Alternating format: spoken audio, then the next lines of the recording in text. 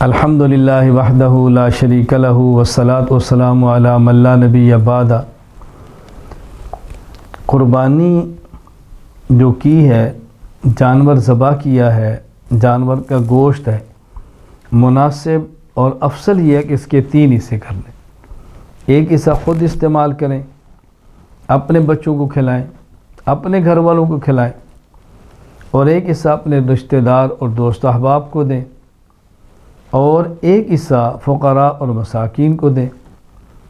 یہ بہتر ہے رشتہ داروں کو دینا خواہ وہ مالدار ہوں، دوستوں کو دینا خواہ وہ مالدار ہوں، یہ بہتر ہے۔ ایک حصہ خود استعمال کریں، دوست احباب کو دیں دوسرا حصہ، اور ابار مساکین کو دیں تیسرا حصہ۔ لیکن یہ بات ذہن نشین فرما لیں، اگر قربانی کے جانور کا سارا گوشت کو آدمی خود رکھ لے اور ایک بوٹی بھی کسی کو نہ دے تو قربانی کے اجر میں فرق نہیں آئے گا، قربانی ہو جائے گی۔ ہاں، جو گوشت دینے پر اجر ملنا تھا اس سے محروم رہ جائے گا۔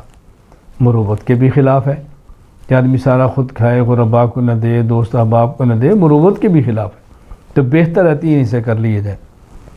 اور اگر قربانی کا بڑا جانور ہے اور اس کے اندر 7 آدمی شریک ہیں تو پھر جو گوشت آپس میں تقسیم کرنا ہے وہ اندازے سے تقسیم نہ کریں، بلکہ وزن کے ساتھ تقسیم کریں تاکہ ہر کسی کو برابر برابر جائے۔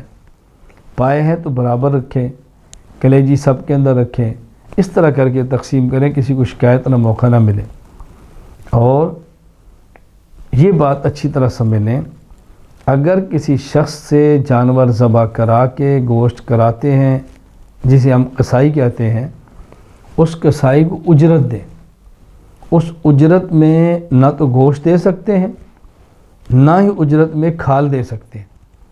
یعنی ایک شخص جانور ذبح کرتا ہے، وہ کہتا ہے میں ذبح کرتا ہوں بس کھال میری ہوگی، یہ ٹھیک نہیں ہے۔ میں ذبح کرتا ہوں مجھے آپ 2 کلو گوشت دے دیں، یہ ٹھیک نہیں ہے۔ تو قربانی کا گوشت فروخت کرنا یہ بھی ٹھیک نہیں، اجرت میں دینا ٹھیک نہیں۔